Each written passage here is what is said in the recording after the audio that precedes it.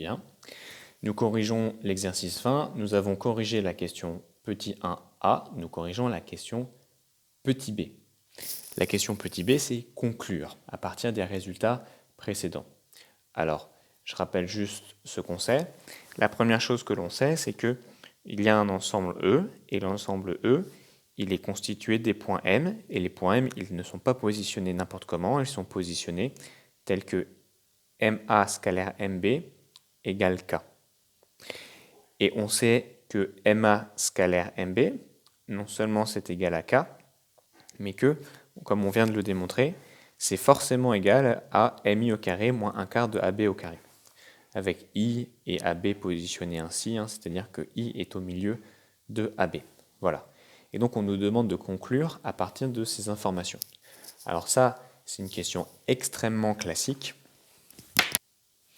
En fait, dans l'énoncé, on nous dit que K est un réel. Alors je vais peut-être le préciser ici. K appartient à R. Ok. Donc, K c'est un réel. Et MA scalaire MB c'est égal à K. Et MA scalaire MB c'est aussi égal à MI au carré moins 1 quart de AB au carré. Donc qu'est-ce qu'on en conclut? On en conclut que ça et ça, c'est la même chose, puisqu'ils sont tous les deux égaux à la même chose. Donc on peut écrire que K est égal à MI au carré moins 1 quart de AB au carré. Et ça veut dire que si je passe tout ça de l'autre côté, je vais me retrouver avec à droite MI au carré, et à gauche, il y a toujours mon K, plus 1 quart de AB au carré. Et quand on voit des carrés, on se dit que ça, c'est forcément positif. Parce que le carré d'un nombre est toujours positif. Donc ça veut dire que il faut que les valeurs de K soient telles que cela soit positif. Il faut que les valeurs de K soient telles que tout ceci soit positif. Imaginez par exemple que K vaille moins 1000. Ok? Et imaginons que AB vaille 1. Ici, on aurait donc moins 1000 plus 1 quart. Donc on aura un nombre négatif. Donc ce serait impossible. Alors on écrit cela. MI au carré est forcément positif. Donc, parce que c'est un carré, je ne l'écris pas, mais je le dis. Donc, il faut que K plus 1 quart de AB au carré soit supérieur ou égal à 0 pour que le point M puisse être situé quelque part, donc pour que M existe. Et ça va nous laisser avec 3 cas de figure. Le premier cas de figure, c'est si ça c'est négatif, donc K plus 1 quart de AB au carré est strictement négatif. Alors dans ce cas, M ne peut pas être placé quelque part, ça ne marche pas. Donc aucun point M ne peut être placé.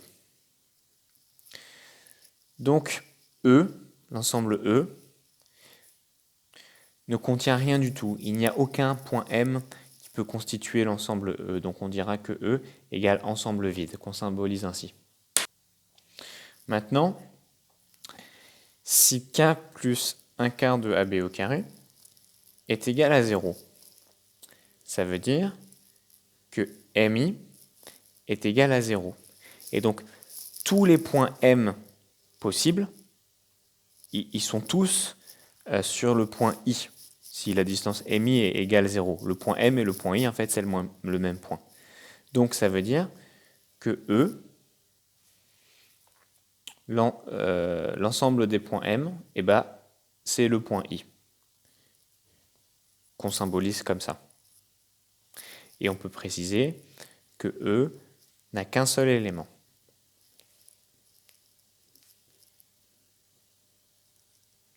Et donc cet ensemble est un singleton.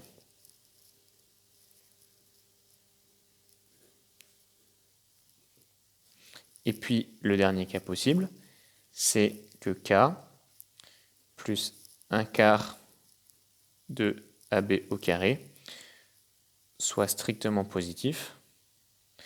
Et alors dans ce cas-là, que se passe-t-il? Et bien dans ce cas-là, nous avons un cercle. Alors pourquoi est-ce que nous avons un cercle? Parce que si je mets I ici, d'accord? Et que je dis l'ensemble des points M sont tels que IM est égal à une certaine valeur. Cette valeur, je vais l'appeler A. Ça veut dire qu'entre I et M, on a la distance A. Ici, je vais tracer à nouveau la distance A. Et je vais me retrouver avec un autre point M possible. Ici, je vais tracer la distance A. Et je vais me trouver avec un autre point M possible. Et vous savez que tous les points qui sont équidistants à un point forment un cercle autour de ce point. Autrement dit, l'ensemble des points M tels que IM est égal à une longueur fixe, cette longueur fixe, je l'appelle A, c'est un cercle. Ok? Maintenant, on ne nous parle pas de IM, on nous parle de MI au carré ou IM au carré, mais c'est la même chose. On nous dit que ici, que IM au carré, ou MI au carré, c'est la même chose, c'est égal à ça. Ça, c'est fixe. Ça ne bouge pas. La valeur K, on l'a choisie, on lui donne une valeur. AB, on choisit, on lui donne une valeur. Bon, et bien tout ça, je vais dire que ça vaut une certaine valeur B. Donc, je sais que IM au carré est égal à une valeur fixe B. Donc, si un nombre carré est égal à une valeur fixe, ça veut dire que ce nombre, donc IM, c'est égal à racine de B. J'applique la fonction racine carrée pour passer de là à là à gauche, et je fais la même chose de là à là à droite. Ok? Bon. Et ben, on se retrouve dans une configuration comme ça, sauf que ici, au lieu d'avoir la valeur A à chaque fois, on a la valeur racine de B, racine de B, racine de B. Mais en fait, peu importe, ce qui compte, c'est qu'on ait une valeur fixe et que du coup, ce soit un cercle.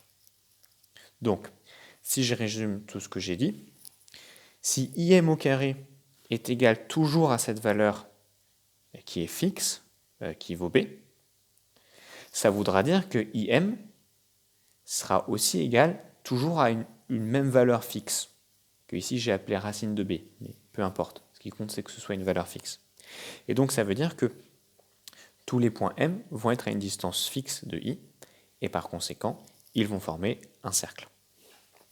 Donc, dans le troisième cas, si K plus 1/4 de AB au carré est supérieur ou égal à 0, alors M... non, je ne vais pas l'écrire, je vais juste le dire à l'oral. L'ensemble des points M forme un cercle autour de I. Donc je vais dire que E est un cercle de centre I. Et de rayon quoi? Ben, le rayon, on avait dit que c'était racine de B. On avait dit que B, c'était tout ça. Donc, racine de tout ça, c'est racine de K plus 1/4 de AB au carré. Donc, E est un cercle de centre I et de rayon. Tout ça. Voilà. Une façon d'imaginer ça, c'est de dire, bah regardez, je mets mon point I, ici, et puis quand je fais varier la valeur de K,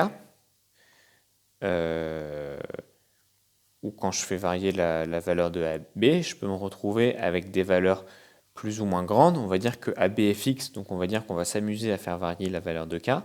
Si je prends une valeur de K très grande, je vais avoir un cercle comme ça, un peu plus petite, un cercle comme ça, un peu plus petite, un cercle comme ça, donc je me retrouve avec différents cercles.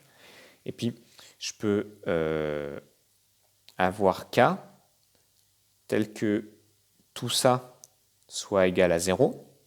Et donc dans ce cas-là, je vais me retrouver avec un cercle tellement petit qu'il ne fait que le point I. Il ne contient que le point I. Donc c'est plus un cercle, c'est devenu un point. Donc là, je me retrouve avec le deuxième cas de figure qu'on avait évoqué. Et puis, je peux en imagination imaginer que je rétrécisse mon cercle et qu'il soit plus petit que 0. Donc ce serait un cercle négatif.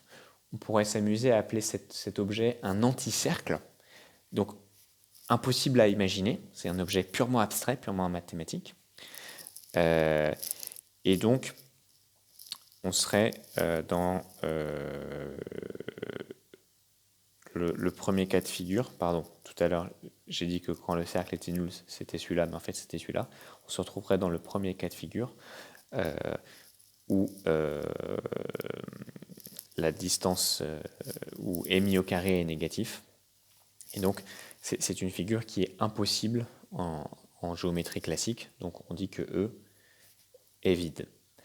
Mais vous découvrirez en terminale une autre géométrie plus abstraite où ce type de figure, des anticercles, peut exister. Et pour ça, on utilise un objet mathématique qu'on appelle les nombres imaginaires. Alors méfiez-vous de ce mot parce que ça ne veut rien dire, imaginaire en mathématiques. On ne devrait pas les appeler les nombres imaginaires, on devrait les appeler les nombres abstraits, pour être plus rigoureux.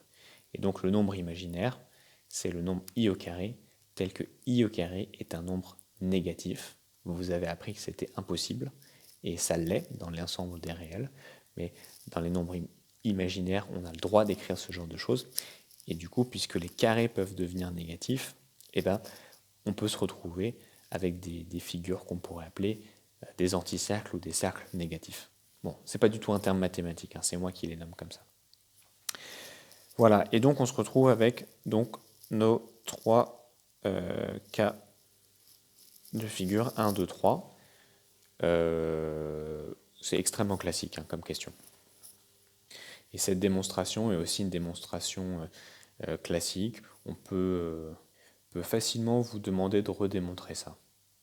Donc là, je pense qu'on est vraiment sur un exercice très très classique. Il faut vraiment savoir le faire. Donc voilà, vous connaissez le conseil, hein, vous l'entendez sur toutes les vidéos de gcompris.com. Quand vous avez terminé de regarder la vidéo, au lieu de vous tourner les pouces, et vous refaites l'exercice pour vraiment le maîtriser. Je sais que c'est dur et que ça coûte un effort. C'est plus difficile de refaire que de simplement regarder la vidéo, mais vous savez que c'est quand on fait ce type d'effort que les neurones ils se connectent et qu'on mémorise les choses et qu'on les comprend en profondeur et qu'on se rend mieux compte de ce qu'on croyait avoir compris et qu'on n'avait pas très très bien compris et qu'on le comprend alors réellement. Bon courage!